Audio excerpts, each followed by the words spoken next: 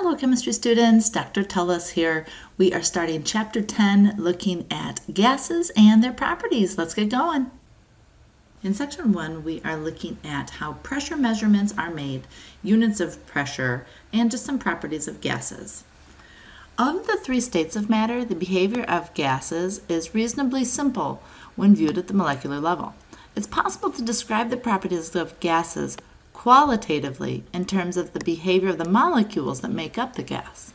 A remarkably accurate description of gases requires knowing four quantities: the pressure, the volume, the temperature in kelvins, and the amount of gas, which we label N for moles. So P, V, T, and N. Volume, temperature, and amount of moles are pretty straightforward quantities. A gas takes the volume of its container.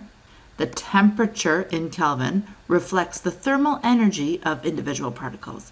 And the amount of gas, or N, deals with the number of molecules. But pressure, on the other hand, is a topic that we want to look at in some depth, so we begin with a description of how pressure is measured. Pressure is the force exerted on an object divided by the area over which it is exerted. So pressure is equal to force divided by area. That's the definition of pressure. Atmospheric pressure can be measured with a barometer. A barometer can be made by filling a tube with a liquid, often mercury, and inverting the tube in a dish containing the same liquid. Check out this picture right here.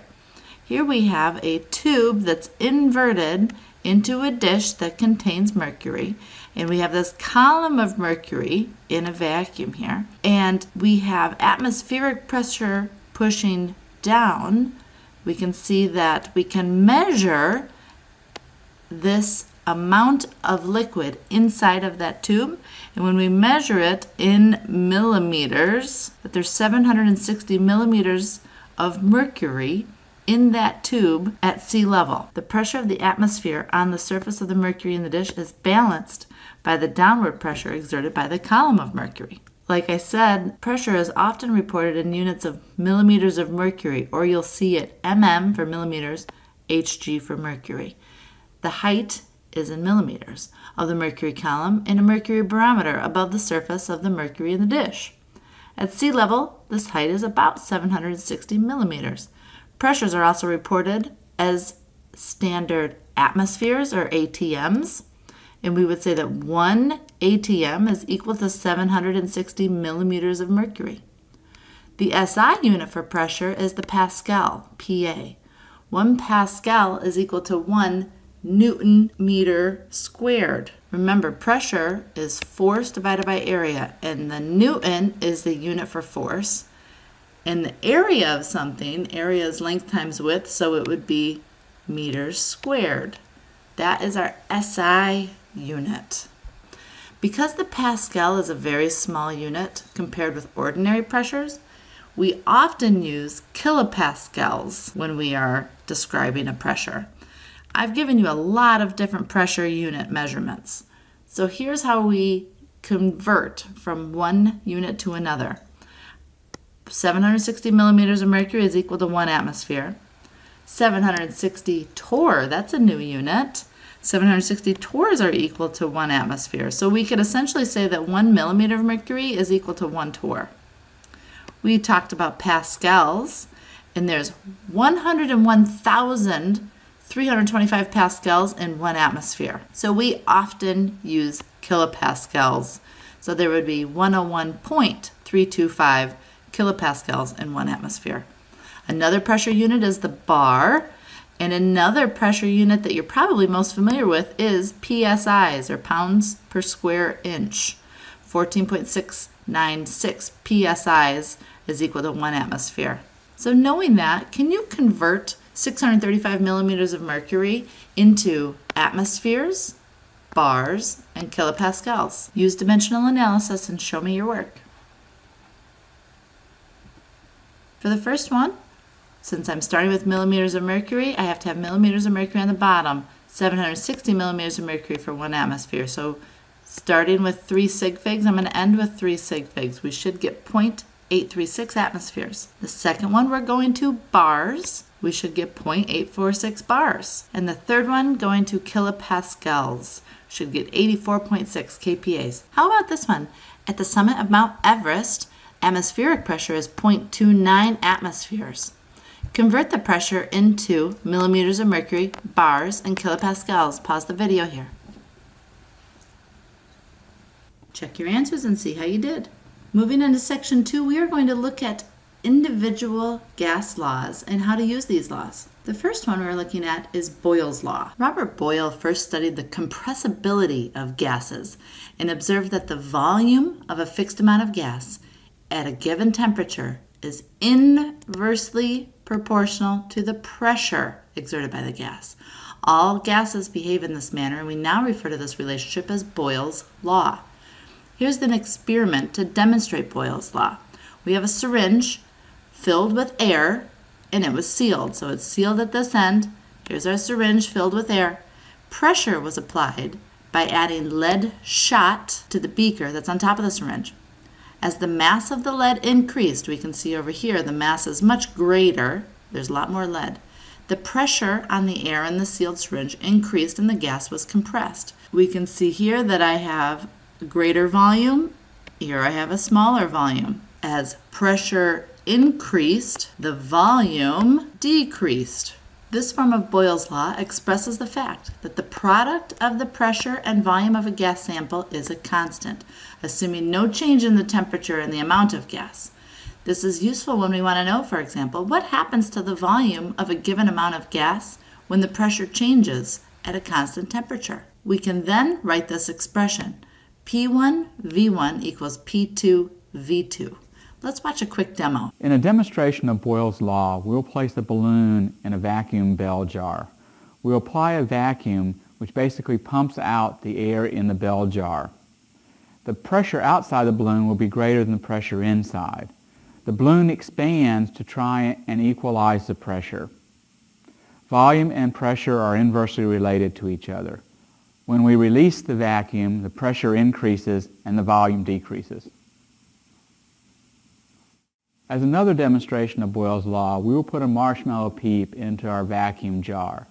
The marshmallow contains air trapped in a mixture of gelatin and sugar. As we apply the vacuum, the pressure outside is lower than the pressure inside. The air in the peep will expand to try and equalize the pressure. When we release the vacuum, the pressure increases and the volume decreases. As another illustration of Boyle's law, we will put some shaving cream into our vacuum jar. The shaving cream contains air trapped in a soap mixture. As we apply a vacuum, the pressure outside is lower than the pressure inside. The shaving cream will expand to try and equalize the pressure. As you decrease the pressure, the volume increases. Let's work through an example. Navy SEALs in the North Sea can dive up to 1,500 feet deep, where the pressure is 46 atmospheres. The very first unit we're given is a unit of pressure. I'm going to label this P1. At sea level, the pressure is 1 atmosphere. That's a second unit, so I'm going to call that P2. If the Navy SEAL's lung volume is 5 liters at 1,500 feet deep, which is where the pressure is 46, so that 5 liters is a unit of volume. I'm going to call that V1. What is the lung volume at sea level? Let's call that V2. At sea level, that pressure was 1 atmosphere. We're going to call that a question mark. We're going to use Boyle's law here. P1 V1 equals P2 V2. And let's plug in what we're given. P1 is 46 atmospheres. V1 is 5 liters. P2 is 1 atmosphere. V2 is our question mark. When we're looking at units, notice I have atmospheres and atmospheres. Great. If this is liters, that means that my volume 2 is going to be in liters. We got to make sure that our units match. Let's get V2 by itself. I'm going to divide both sides by 1 ATM. That'll cross that out. That'll cross off my ATM units. So 46 times 5 divided by 1 should give me, with 2 significant figures, 230 liters. Well, this is a big problem because our lung volume at sea level is not 230 liters. That would make our lungs explode. Here's another one. Can you try to set it up? Pause the video here. What I did, sometimes story problems can be a little intimidating. I skimmed this whole thing and it says, what is the pressure of this gas sample when it is transferred? It's asking me to find the pressure after we did something to it. It's asking us to find P2. So sometimes you might feel more comfortable rearranging the equation to solve for what we want. To get P2, we need to divide both sides by V2. So P2 is equal to P1 V1 divided by V2. Now let's get all of those variables written down. A sample of nitrogen gas has a pressure of 67.5 millimeters of mercury. So my P1 is 67.5 mmHg in a 500 milliliter flask. So that's my volume at that same pressure. We need to find P2 when it is transferred to a 125 milliliter flask at the same temperature. So we're given that V2. Now let's plug in my P1 times the V1 and divided by the V2. And we should get, with three significant figures, 270 millimeters of mercury for that second pressure. Let's look and make sure that it makes sense. My first pressure is 67.5 and it went up to 270. Wow, my pressure increased. That means that my volume had to have decreased, remember, because they are inversely proportional. My volume went from 500 to 125. Good, it checks the box. See if you can set this one up.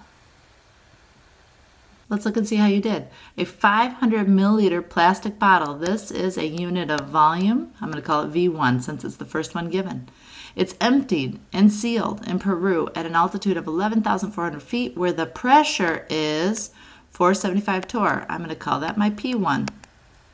If the bottle is sealed and returned to Dayton where the pressure is 760 torr, so that's my second pressure, what is its volume? V2 question mark. Assuming there was no change in temperature. Let's plug in what we know. Our P1 is 475, our V1 is 500 milliliters, our P2 is 760, and our V2 is our question mark. To get V2 by itself, let's divide both sides by 760 torr. Let's plug and chug. With three significant figures, I should get 313 milliliters. Let's check to see if that makes sense. My pressure went from 475 to 760, so the pressure increased. My volume must decrease. My volume went from 500 to 313. Good. When one increases, the other decreases. Why don't you pause the video here and try this one? A bicycle pump has a volume of 1,400 centimeters cubed. If a sample of air in a pump has a pressure of 730 millimeters of mercury, what is the pressure when the volume is reduced to 460 cubic centimeters? Let's write down what we know. We know that our initial volume is 1,400 cubic centimeters, and its pressure at that volume is 730. Then the volume 2 turns to 460. My volume went from 1,400 to 400, so my volume decreased. That means our pressure should increase. Let's check and see mathematically if it does. To find P2, I had to do P1 times V1 divided by V2, and I should get, with two significant figures, 2,200 millimeters of mercury. If my initial pressure was 730 millimeters of mercury, going up to 2,200 is a big increase. Yes, that would make sense.